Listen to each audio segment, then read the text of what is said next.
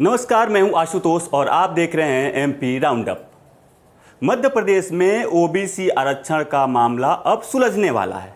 इस मामले को लेकर के अब सुप्रीम कोर्ट रोजाना सुनवाई करने वाली है। सुप्रीम कोर्ट 14 सितंबर यानी कल से इस मामले को लेकर के रोजाना सुनवाई करेगी।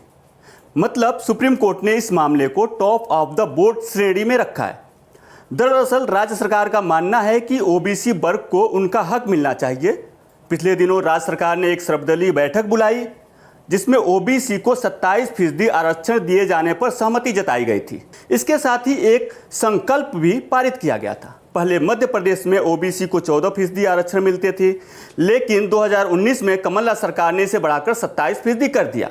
हालांकि यह मामला कोर्ट में चला गया और कोर्ट ने इस पर स्टे लगा दिया, लेकिन यह मामला अब सुप्रीम कोर्ट में पहुंचा है और सुप्रीम कोर्ट इस मामले को लेकर के गंभीर है और इस मामले पर रोजाना सुनवाई होगी जब तक ऑर्डर ना आ जाए। आज हम इस मुद्दे को लेकर के बात करेंगे एमपी राउंडअप में। हमारे साथ ओबीसी महासभा के अध्यक्ष लोकेंद्र गुज्जर जी जुड़ रहे हैं। लोकेंद्र जी, आपका बहुत बहुत स्वागत है एमपी राउंडअप में।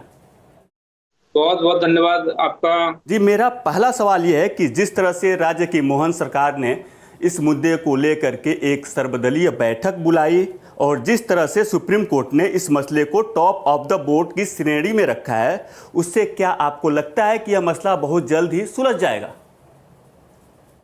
बिल्कुल, जिस तरीके से अभी कुछ दिनों से जो घटनाक्रम चल रहा है, मध्य प्रदेश के मुख्यमंत्री आदरणीय मोहन यादव जी ने जो सर्वदलीय बैठक बुलाई, उसके बाद फिर पिटिशनर, ओबीसी महासभा के सभी संगठन के पदाधिकारियों को, वकीलों को, उनको बुला के फिर एक बार मीटिंग एडवोकेट जनरल के साथ करवाई। फिर उन्होंने अपने साथ एक मीटिंग करी और उसके बाद से जो कल जो 24 तारीख से जो कंटिन्यू सुनवाई है, उसके लिए पूरी सरकार अभी एडवोकेट जनरल वगैरह, अभी सीएम साहब ने भी, कल मैं आपके मीडिया के माध्यम से देख रहा था कि वो सॉलिसिटर जनरल से भी मिले हैं और सभी जो महाधिवक्ता, अतिरिक्त महाधिवक्ता हैं, उनको जो हमारे ओबीसी महासभा की तरफ से जो वकील का नाम दिया गया था पी विल्सन साहब, उनके साथ वो लोग मिलने गए। वहां उन्होंने उनसे बात करी। उसके बाद से आज हम भी दिल्ली पहुंच गए हैं। मैं भी एक पिटिशनर हूं, तो मैंने भी अभी एफिडेविट फाइल सुप्रीम कोर्ट में किया है और वहां से आके अभी मध्य प्रदेश भवन पहुंचा हूं। तो जिस तरीके से घटनाक्रम ये चल रहा है और खासकर मध्य प्रदेश में जो ओबीसी की आधे से ज्यादा आबादी है, उसकी ये बरसों पुरानी मांग रही है, तो निश्चित ही जंग हम जीत कर आएंगे और मध्य प्रदेश की आधी से आबादी, जो ज्यादा आबादी है, उसको अपना हक अधिकार दिला के लाएंगे। तो जिस तरह से ओबीसी आरक्षण के मुद्दे पर फिलहाल राज्य सरकार का जो रुख है, मोहन सरकार जिस तरह से इस मामले को लेकर के सक्रिय हैं, उससे आप कितने संतुष्ट हैं? क्योंकि वो कल यहाँ पे आके वकीलों से मुलाकात की थी उन्होंने दिल्ली में और इसको लेकर के पूरी तरीके से बातचीत की थी कि किस तरह से इसको पैरवी करना है और ओबीसी आरक्षण के फेवर में कोर्ट के आदेश को लाना है। तो आप मोहन सरकार के इस सक्रियता से कितने संतुष्ट हैं? देखो, अभी जब कोई भी सरकार कोई भी हो, जब किसी वर्ग के लिए और किसी एक आधे से ज्यादा आबादी वाले वर्ग के लिए जब कोई कार्य करने के लिए जो सक्रियता दिखाती है, तो निसंदेह ही उसमें एक खुशी होती है। लेकिन सबसे ज्यादा खुशी तब होगी जब मध्य प्रदेश में 27% रिजर्वेशन ओबीसी को मिलेगा और सुप्रीम कोर्ट से हमें जंग जीत कर आएंगे। 27% ओबीसी का ये आरक्षण जो आप लोग मांग कर रहे हैं, जो राज्य सरकार जिसको लेकर के अब सक्रिय हुई है, इसको लेकर के कांग्रेस और बीजेपी में काफ़ी आरोप प्रत्यारोप होते रहे हैं। कांग्रेस कहती रही है, कांग्रेस हमेशा से कहती है कि कमलनाथ सरकार ने 27% ओबीसी आरक्षण के लिए अध्यादेश लेकर आए कमलनाथ सरकार, लेकिन जो निष्क्रियता थी बात की बीजेपी गवर्नमेंट की, इसके वजह से यह अभी तक लागू नहीं हो पा रहा है। तो क्या आपको लगता है कि इस मामले पर राजनीति सही है मध्य प्रदेश में? हालांकि जो सर्वदलीय बैठक है उसके बाद से तो आम सहमति बन गई, लेकिन जो इसके पहले हुआ।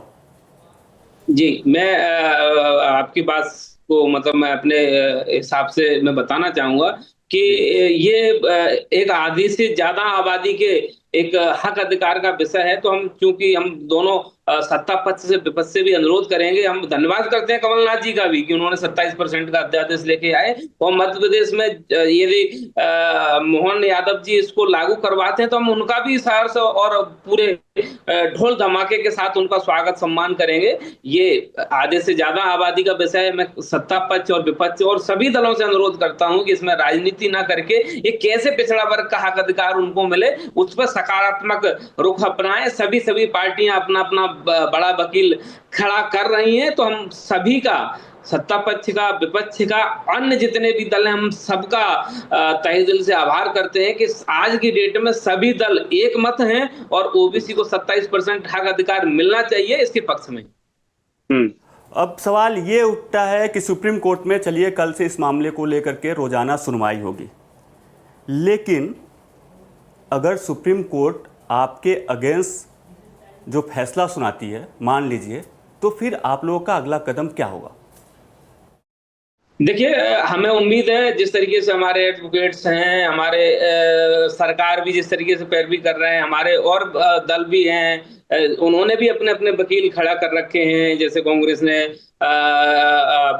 सिंघवी जी को खड़ा कर रखा है, समाजवादी ने कपिल सिब्बल जी को खड़ा कर रखा है। तो देश के बड़े बड़े जाने माने जो वकील हैं वो ओबीसी के पक्ष में हैं। तो हम सबसे पहले तो यही कहेंगे कि 27% हम जीत के आएंगे, और यदि कभी ऐसी स्थिति बनाई तो उस समय की क्या स्थिति, किस कारण से हुआ है, हम उस पर आगे अपना कदम बढ़ाएंगे। और बाकी ओबीसी के लिए रोड तो हमेशा खुली ही है। जब सदन नहीं काम आता तो जनता के लिए रोड काम आती है। वो हमारा हमेशा जिंदाबाद था, जिंदाबाद है, जिंदाबाद रहेगा। अब एक और सवाल ये उठता है कि बीच बीच में ये मांग उठती है, सोशल मीडिया के माध्यम से तमाम तरह से मांग उठती है, मांग ओबीसी समाज की तरफ से उठती है कि ओबीसी के अंदर एक सब कोटा हो, यानी जो ओबीसी में पिछड़ गए हैं उनके लिए ज़्यादा वरीयता दी जाए। आप ओबीसी महासभा के अध्यक्ष हैं, तो आपका इस मामले पे जो ये मांग उठती है, इस पे आपका क्या नज़रिया है? यदि 8 साल से 8 लाख से जिसकी वार्षिक आय ज्यादा है तो उसको तो रिजर्वेशन मिलता ही नहीं है। 8 लाख से जिनकी वार्षिक आय नीचे, उन्हीं को रिजर्वेशन मिलता है। तो 8 से जो क्रॉस कर गया उसको मिलना ही नहीं है। जो नीचे की पायदान है, 8 लाख से जो नीचे, उन्हीं को मिलना है। तो इसमें सब कोटे वाला सिस्टम कुछ है ही नहीं, पहले से ही क्रीमिलेयर लगा हुआ। बल्कि हम तो ये कहते हैं कि क्रीमिलेयर होना ही नहीं चाहिए। तो ये थे हमारे साथ ओबीसी महासभा के अध्यक्ष लोकेंद्र गुज्जर जी। लोकेंद्र जी को उम्मीद है कि सुप्रीम कोर्ट ओबीसी के पक्ष में फैसला सुनाएगा और ओबीसी के जो युवा हैं, ओबीसी वर्ग के, उनको इस मामले में सफलता मिलेगी और नौकरियों में उनकी भूमिकाएं बढ़ेगी। एमपी तक से जुड़ने के लिए आपका बहुत बहुत धन्यवाद लोकेंद्र जी। धन्यवाद। मध्य प्रदेश से जुड़ी तमाम बड़ी खबरें देखने के लिए देखते रहिए एमपी तक।